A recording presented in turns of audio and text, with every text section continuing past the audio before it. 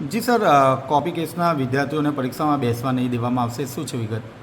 વીર નર્મદ દક્ષિણ ગુજરાત વિશ્વવિદ્યાલયની હાલમાં માર્ચ એપ્રિલની આપણી જે વાર્ષિક પરીક્ષાઓ ચાલી રહી હતી એ પરીક્ષા દરમિયાન આપણી સ્કોડની ટીમે અથવા તો બ્લોક સુપરવાઇઝરે અથવા તો આપણે જે વોલ છે એના માધ્યમથી આપણે સર્વેલન્સ કરીએ છીએ. એ સર્વેલન્સના માધ્યમથી જ્યાં જ્યાં પણ વિદ્યાર્થી જ્યારે પકડાયેલા છે તો હાલમાં જ 147 જેટલા વિદ્યાર્થીઓને આપણે આ સર્વેલન્સના માધ્યમથી એમને પકડ્યા છે.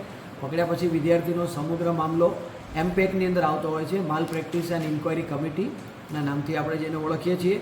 એ એમપેકમાં એક સુનાવણી થતી હોય છે. વિદ્યાર્થીઓને નેચરલ જસ્ટિસ ફોલો થાય એટલા માટે આપણે એને રૂબરૂ બોલાવી રૂબરૂ આપણે સાંભળીએ છીએ. સુનાવણીના અંતે પંચ હોય છે, પંચ એનો નિર્ણય લઈને એને કંઈ સજા કરતી હોય છે. સજાની અંદર હાલમાં આપણી પાસે આપણા યુનિફોર્મ સ્ટેચ્યુટમાં અલગ અલગ પ્રકારની જોગવાઈ છે.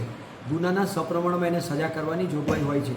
એ મુજબ એને સજા થતી હોય છે અને એની અંતિમ મંજૂરી માટે યુનિવર્સિટીના જે વિવિધ સત્તામંડળો છે, ઉદાહરણ તરીકે એક્ઝિક્યુટિવ કાઉન્સિલ અને બોર્ડ ઓફ મેનેજમેન્ટ, એમાં બાબત રજૂ થતી હોય છે અને સદર સત્તામંડળોના ઠરાવી અનુસાર તંત્ર દ્વારા આ પ્રકારે આમાં કામગીરી થતી હોય છે. કેટલા વિદ્યાર્થીઓ પરીક્ષા નહીં આપી શકશે?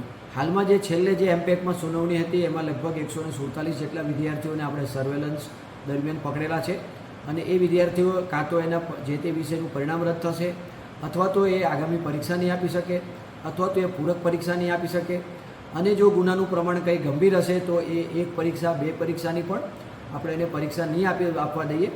આ પ્રકારની જોગવાઈ આપણા યુનિફોર્મ સ્ટેચ્યુટમાં કરવામાં આવેલી છે.